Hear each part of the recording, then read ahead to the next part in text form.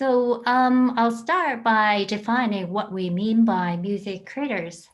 So for the purpose of this research, we use creators as an overarching term that includes songwriters and performers. We understand this is not a definitive definition of creators, and there are other stakeholders, such as producers, that should be considered as creators, but this the issues at stake, I believe, are mostly concerning earnings of some songwriters and performers at the moment. Also, due to the limited time and resources allocated to this research, the focus of this research is the earnings of songwriters and performers. Then why musicians' earnings matter at all? Well, music makes a significant contribution to the UK economy and to the perception of the UK globally. According to the BPI Handbook 2019, UK music contributes £5.2 billion to the UK economy in 2019, and UK is world's second biggest market next to America, in fact, nearly as big as America. And as you would agree, British music scene has such a long and rich history. UK is considered to have some of the most talented music creators in the world. Um, Also, I would like to emphasize that during the crisis hit by the digital piracy in the late 1990s, it was creators' livelihood that the recording industry resorted to for the reasons why we need legal music consumption and stop the piracy. Well, now that the legal music consumption is back on track, it'll be fair to check whether creators' livelihood is well taken care of. But most of all, what is the music business without creators? Well, music creators are vital to the future of our cultural experience and the cultural economy. After all, there is no music business without creators. Therefore, risking creators' livelihood comes at the expense of risking the sustainability of the very business of music. So it is very important to understand how they are financially rewarded and the extent to which it is possible to build sustainable livings out of musical work. I'd like to start by talking some numbers. According to BPI 2019 handbook, record income recorded at highest since 2006. Record company revenues increased by 7.3% in 2019. It is the fifth consecutive year of growth and the highest annual figure since 2006. And it is known that the growth was largely fueled by the growth in streaming income. More than 56% of the global recorded music now comes from streaming, and it's over 70% and the 71% in the UK. In contrast to the continued growth of the industry, there have been unceasing complaints on the amount music creators earn from the streaming music platforms. It goes all the way back to 2013, if you remember, when streaming music was just beginning to make a significant contribution to the music economy. Tom York from Radiohead once called Spotify as the last desperate thought of a dying corpse attacking its relationship with major labels. He said, I feel like as musicians, we need to fight the Spotify thing. I feel that in some ways that's happening in the mainstream is the last gasp of all industry. Once that does finally die, which it will, something else will happen, is what he said. And later in 2014, Taylor Swift pulled her entire catalog from Spotify on the grounds that artists receive a tiny royalty per song play. She refused to release her 2012 album Red on Spotify, saying that music is art and art is important and rare. Important, rare things are valuable. Valuable things should be paid for. The more recent complaints has come from Zoe Keating, a Canadian cellist who shared her streaming income on her Tumblr blog. According to this post, she generated 2 million streams from 241,000 fans in 65 countries who listened to her music for a combined 190,000 hours in 2019, which earned her a per stream rate of 0.003 on Spotify and 0.012 on Apple. And she said, in the recent past, it might have been possible to make a middle class living on your music. In the current streaming economy, the only way to survive is to be huge. And in this discussion, pay per streaming rate is used as a denominator to demonstrate the paltry, meager, negligible, or minuscule amount of money music creators receive in comparison to millions of streams they receive from the streaming music services. And some critics, such as David Lowery, conducted the analysis of the pay per stream rate to compare which music services pay the most for music creators. And as I'll discuss later, discussion in most part is misleading, which is part of the investigation of this research. So based on these discussions, many media accounts raised questions over the way music creators are remunerated on the streaming music platforms. They include claims that the middle class musicians have become wiped out. They say, well, streaming music kills songwriting, or streaming music is not sustainable for musicians at all. And in the midst of this already grim portrayal of reality, COVID-19 pandemic and the subsequent lockdown has added salt to the wounds of the music creators.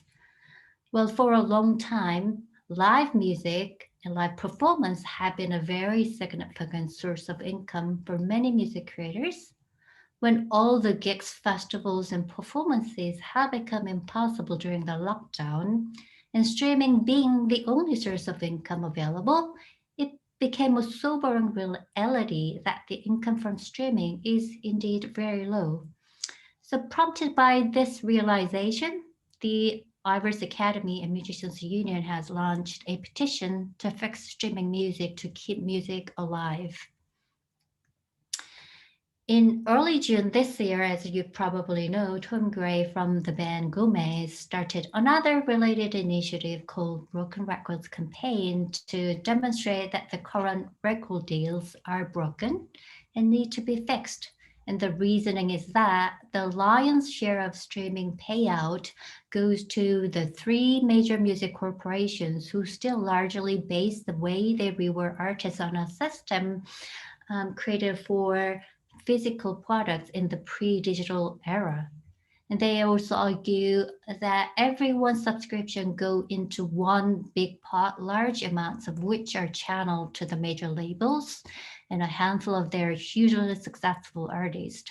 So however niche your taste, a lot of your money inevitably goes to the likes of Ed Sheeran or Taylor Swift.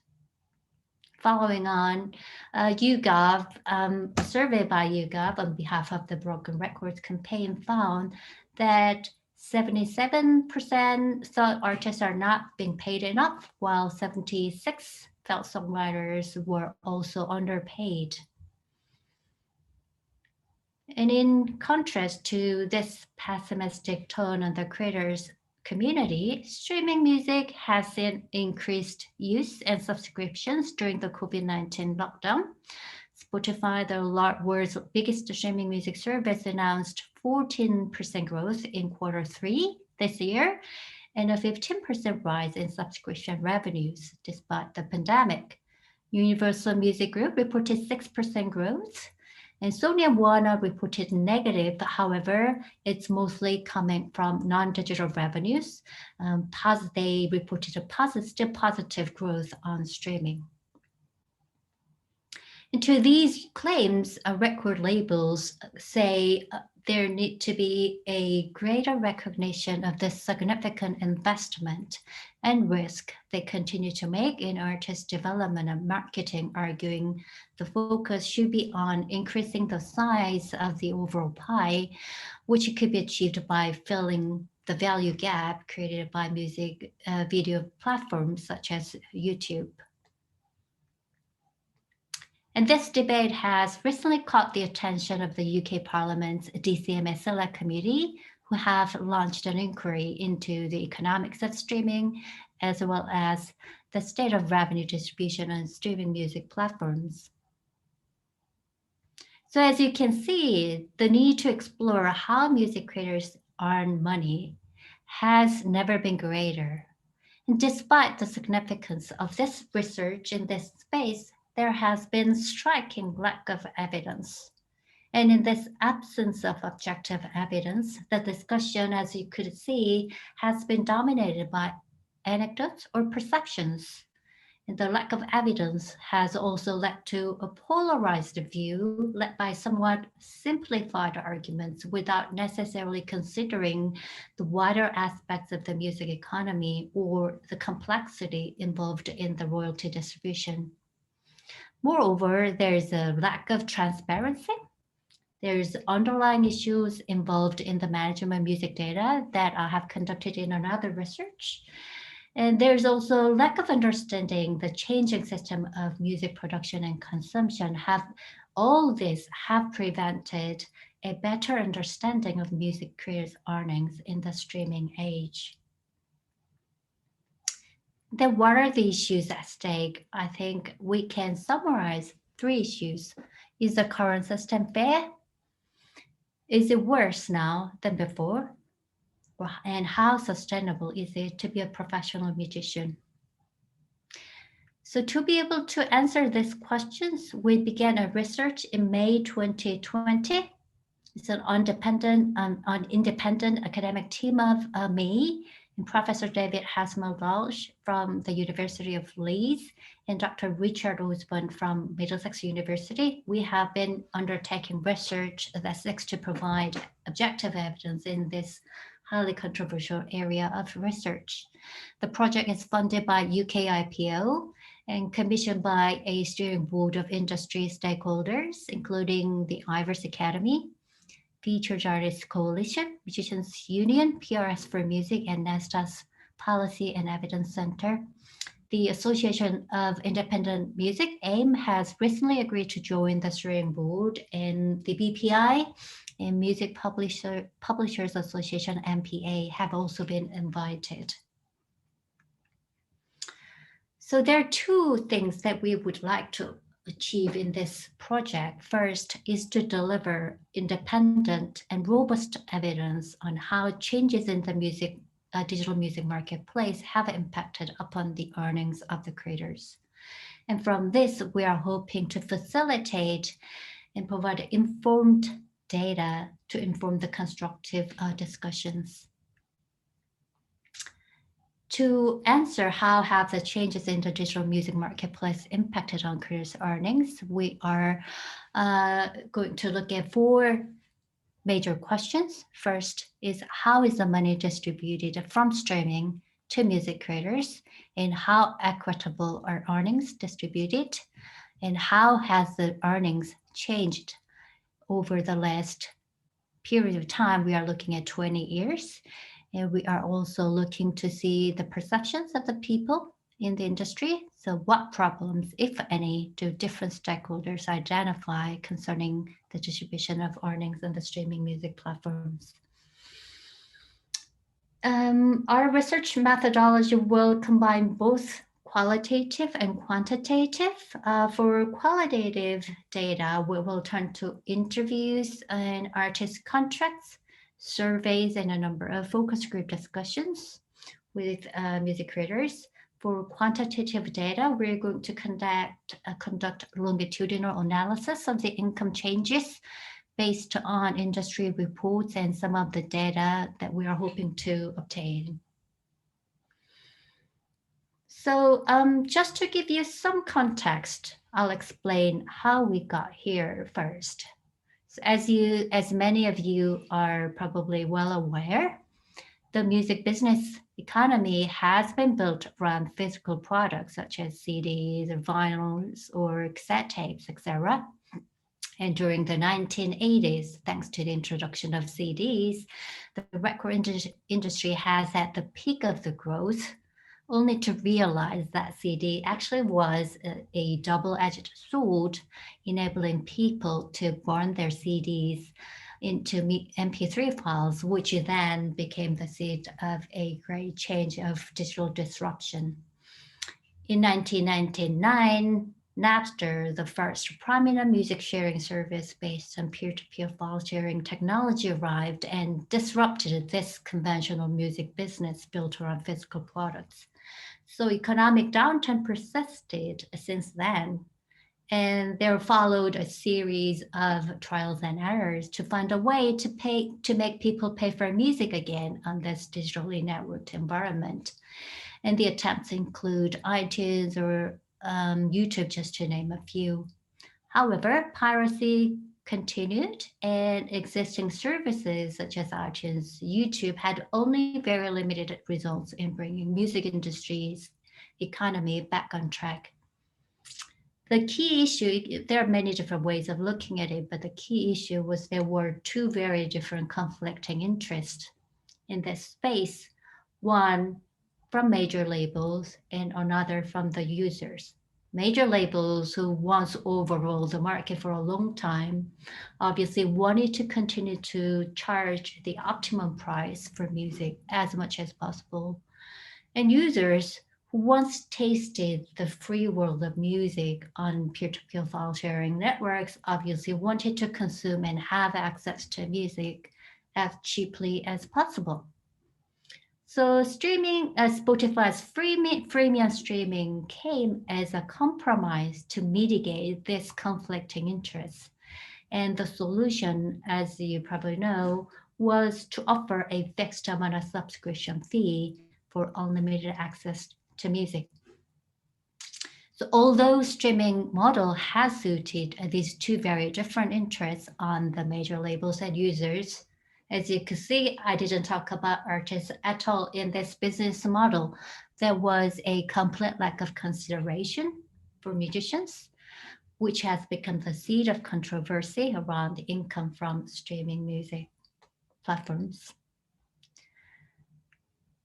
Then I'll talk about why paper streaming discussion is not necessarily helpful in understanding the earnings of music creators.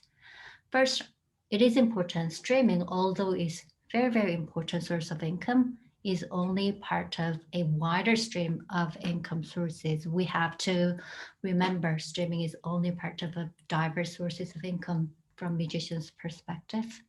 Second, the concept of paper stream actually, in a way, stems from our conventional way of thinking music economics, which is based on pay per unit. We are so used to the concept of pay per unit, starting from CD, cassette tapes, vinyls, CDs, and even to downloads. That concept of pay per unit worked pretty well, only up to download. However, paper streaming, the streaming economics is very, very different. Just to give you a little bit of information, a taste, pay per unit is paid for lifetime use of music, regardless of listens, whereas pay per stream is pay per listen for more than 30 seconds at least. Also, there is an inverse relation between the payout and the volume. In other words, the more music is added, the less a payout gets. So from a musician's perspective, in a fixed pie, more stream means less pay per stream rate, which is why Spotify often is the one that pays the smallest amount. And unpopular services often have pay higher pay per stream rate. But what is more beneficial is a little bit more pay per stream rate more important for musicians, or more availability, more access, more listens to wider community of music listeners is more important. That can vary depending on the artist. But I want to also make clear that I'm not saying the low rate of pay per stream itself is justifiable. What I'm trying to say is just focusing on pay per stream rate or comparing pay per stream on different platforms can be misleading in understanding music creators' earnings. But there are many other aspects to be discussed in understanding different economics on streaming music platforms, including the size of the pie, how it works, but that is still on work in progress. So I would like to hear your feedback on that if you have some information. Then I would like to go into slicing the pie bit, which is very complicated. And one of the reasons why paper stream, another reason why paper stream rate discussion is not necessarily the key is because the way music creators are paid is way more complicated, as how we hope to explain in this slide. So this itself is already a very simplified chart. The reality obviously is way more complicated than it looks on here. This is a chart on how the streaming revenue pie is sliced. This is a modified chart from Dissecting the Digital Dollars, very helpful guide on how the money is distributed on the streaming music platforms. So at one level, level one, the streaming services receive around 25 to 30% of the entire pie. However, this is dependent on what is left over after the payment is made at level two. So it is not fixed, but generally it is fair to say they get 25 to 30% of the pie. Also in here, what is important to remember is there is some equity stakes and lump sum advances streaming services pay out to the major labels that also play out in the way money is split. At level two, the publishing gets about 15 to 20%, and recording sector gets about 55 to 60% of the share. Now let's look at the publishing side on the left. So on the publishing side, there is about 50-50 split between performing rights and reproduction or mechanical rights. The songwriters then generally gets about 75% of the royalties and the publishers get 25%. The main complication here is that songwriters receive actually 50 on the performing rights side directly from PRS, CMO, PRS in the UK, and with the publishers receiving another 50, and the songwriters 50. However, the publishers tend to pay songwriters half of the PRS share they receive, thus adding up to 75. And on the mechanical side, reproduction side, the revenue is paid to the publisher in the first instance, who then passes on about 75% share to the songwriters. The main impact of this structure is that 75% mechanical royalties for the songwriters are recoupable from their advances, but on the performing side of the 50% that is paid to the songwriter directly by PRS is protected from the recoupment. Now let's look on the recording side. Every recording deal is different, but usually it is known that artists receive around 15 to 20% after the label's initial cost have been paid.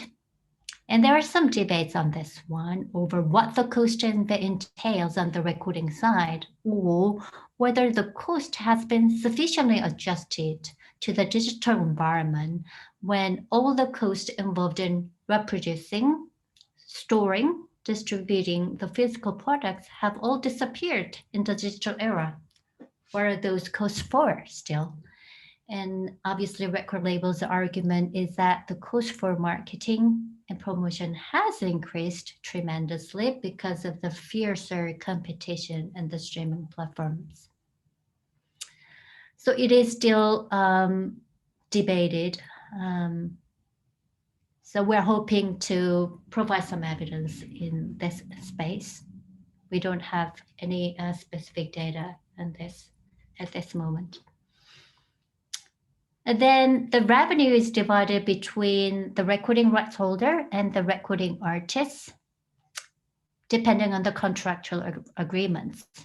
About 25% share is going to the featured artist. That's a fair estimate for a modern exclusive recording contract. But there is wide variations, ranging from legacy contracts who gets about 17.5%, sometimes lower, and through to those artists who have signed the artist label contracts who potentially get about 70%. And there are artists also have signed an aggregator deal who can potentially get up to 100% if they already paid a set fee in advance. Also, as you can see on the far right, there's equitable remuneration when performing rights are exploited. It works differently in different countries. And equitable remuneration comes in for public performance and broadcast. In the UK, there is no equitable remuneration because streaming is defined under the making available right, which is not public performance or broadcast.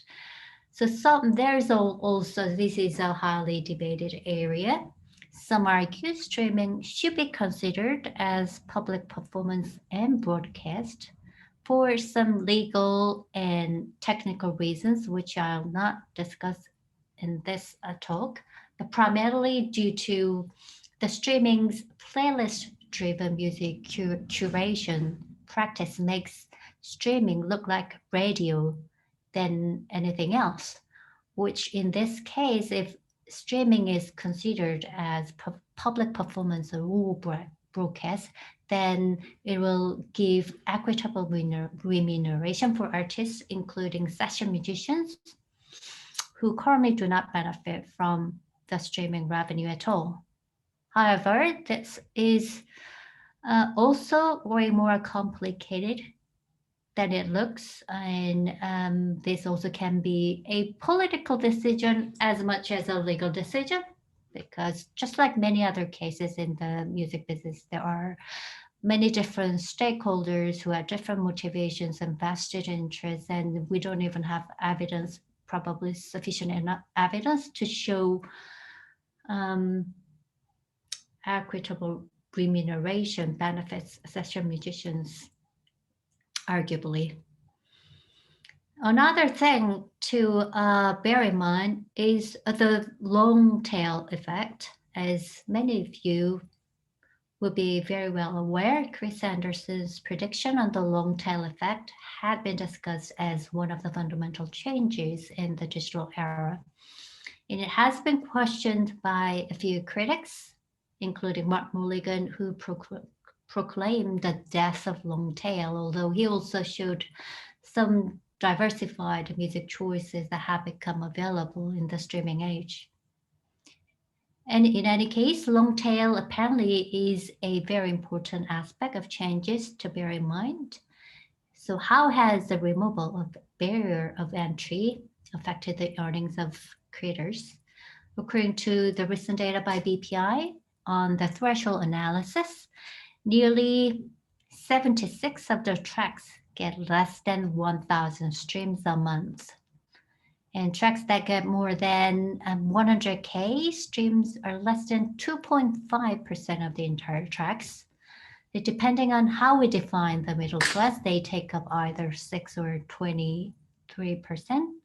So according to this data, it seems a long tail is indeed very, very long. So we don't have a definite answer to that as yet, but it is interesting to see how this plays out when we consider music creators' earnings. We have yet to analyze this from a longitudinal perspective. Last thing I want to talk about is pro-rata versus user-centric. So whilst a lot of discussion is going on the split, there is also discussion whether there is a way to change the way split is made. So currently all music streaming services distribute income based on a system called pro-rata. And it in that system, each month, streaming services work out what percentage of overall consumption came from any one label or publisher's catalog. It then allocates that percentage of its overall advertising or subscription revenue to the rights owner and then pays them a cut based on a pre-existing revenue share agreement, which is why equity stakes, etc., comes in this case. And in this system, subscription income is pooled and then distributed by number of plays who receive more than their plays, which is heavily tilted towards artists with a large number of plays who receive more than their listeners have paid in subscription fees, while artists with less plays receive far less than their listeners have paid. In other words, the money that we pay for listens doesn't necessarily go directly to the musicians that we have listened. Some streaming services, such as Deezer and some other services, are actually actively looking at different ways of income distribution, namely user-centric, whereby artists get paid as per their listened streams. And some of them, the companies are actually even going further to correct some of the distortions created by market share or intensive users, like 18, the age group of 18 to 25 take up only probably 30% of the subscription. However, they take up 70% of the entire music streams. So they found a way to actually correct the distortion and distribute the revenue more fairly, as per their definition of fairness. So I have so far demonstrated that understanding creators' earnings is way more complicated than the broad portrayal of the media accounts. And the research team is still in the process of collecting data. We aim to publish our report next spring. Overall, the key point we're taking into account is whether the current situation is worse than before, as widely proclaimed. And to that end, we'll look at four major areas, including has a winner takes it all intensified. As you probably know, winner takes it all has characterized the distribution of income even before streaming. Has it become intensified? And how about the removal of a barrier of entry affected the income? How has, in other words, how has a long tail play out in the income stream? And how has the different economics affected the income of music creators? And lastly, is the current status quo, how does it look in comparison to the previous regimes? So that's all. And if you, I'll exit the screen and then I'll get the questions. If you have any comments or questions, please feel free to leave comments in the Q&A session.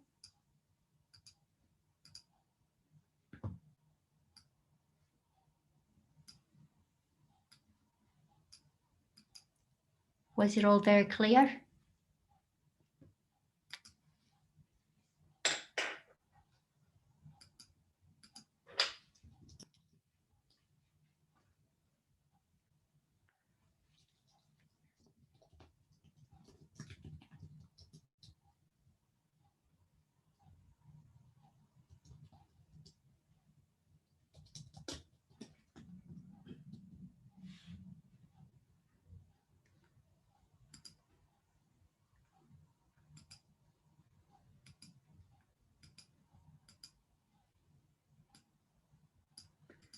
So we've got this question, does the country musicians are based in affect things significantly? I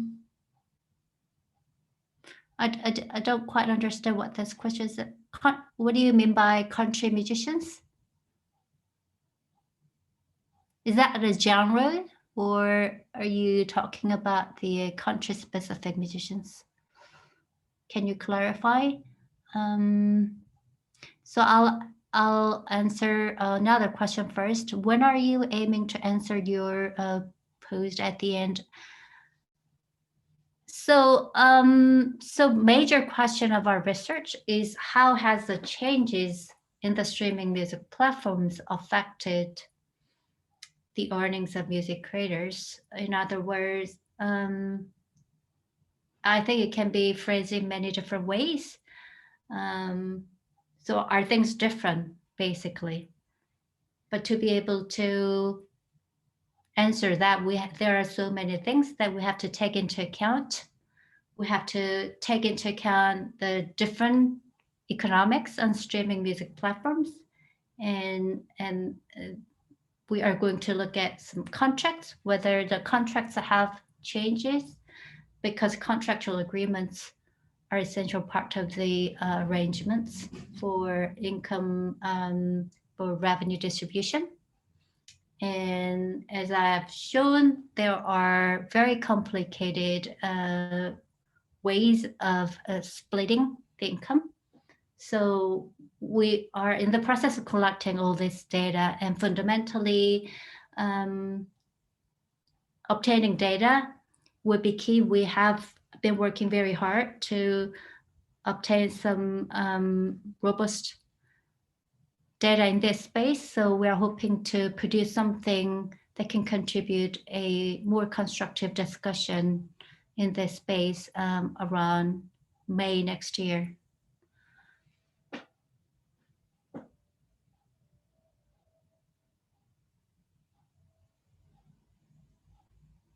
Yes, the focus of this research is mainly in the UK, although it is very difficult to define what is UK music. Obviously, income on the streaming music platforms, the musicians' income comes from all around the world. So we're not going to be too strict in terms of defining the country. But the focus of the study is music creators in the UK and their income from probably all over the world, depending on the data that we can get. There's another question. As someone who probably has minority taste and subscribes to more than one streaming services, is there anything I can do to support artists, like other than buying physical products directly from them? Wish there are more consumers like you, Mick. I think it is actually very interesting to see what makes music valuable, especially in the streaming age when music has become so disposable. Because there are clearly many other consumers who, like you, Mick, are willing to pay a lot more for music. That includes services like Bandcamp, where consumers can pay as much as they want, depending on probably many different reasons. And as what the live and streaming, live and gig and festivals are not available. But if you think about how much money people are willing to pay for festivals, just a couple hundreds of, quite a lot of money for just a few days of experience, it is kind of a sign that people have a willingness to pay for music. It probably, yes, streaming music services have found a way to make pay for music again. It does not necessarily mean that is the only way of making people pay for music. I think we have to be more creative in terms of what avenues there would be to support musicians. That is a very good question, I think. Will you segment the payment rates? Okay. Will you segment the payment rates across all of the different platforms, only compared to Apple and Spotify in presentation? What about Deezer, Napster, of course, YouTube? Yes. We are hoping to. A lot of it depends on the data that we can get, but there are on the general level, I think we can get data on different music platforms, including Deezer, Napster, and YouTube. But how much can we go into depth? We are not entirely sure. But yeah, it is our hope that we can compare at least 4 to 5 big companies if available. And Claire has asked, what are your thoughts on the more user-centric models? Do you offer any real solutions? That is indeed one of the areas that we are looking. So I don't have specific projections as to this matter as yet. And it is not the researcher's job to decide which is better. Our aim is to provide concrete evidence to facilitate more constructive debate so they can have a more informed decision rather than being dominated by some of the anecdotes or perceptions. So, but it has been quite difficult because to be able to analyze whether pro-rata or user-centered model, which one is better, we need data on the listener's behavior side, which is obtainable only through streaming music services, if I'm correct, although we are looking for other avenues, but that has been difficult so far. But we're still working to be able to get some data to be able to produce something useful. I hope that has answered your question. Another, will you be looking at record companies' earnings as well? How available is that kind of information? Yes, that is actually one of the information that is widely available on a general level. So the industry reports often announce how much money has been generated, and they give a general segments of the revenue distribution between recording side, publishing side. That is not going to be difficult. What is going to be difficult is the, as I said very briefly, whether the cost borne by record labels has been sufficiently adjusted to the digital era, because a lot of the information is based on NDA, non-disclosure agreement. There are a lot of information that are not available. So I have to admit this research is not going to be, and there probably is no way that anyone can provide a comprehensive analysis of music creators' earnings. We are hoping to provide at least some of the important data and evidence in this area.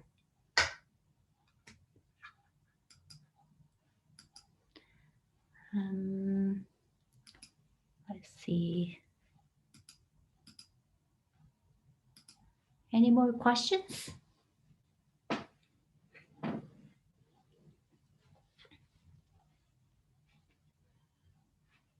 Okay, thank you very much. I think that's all for today. Thank you very much for taking time to listen to my talk. And if you have any further questions or comments, please feel free to contact me at my email, hj.sun@ulster.ac.uk. Look forward to hearing from you. And thank you very much again. Hopefully it was useful. Bye-bye.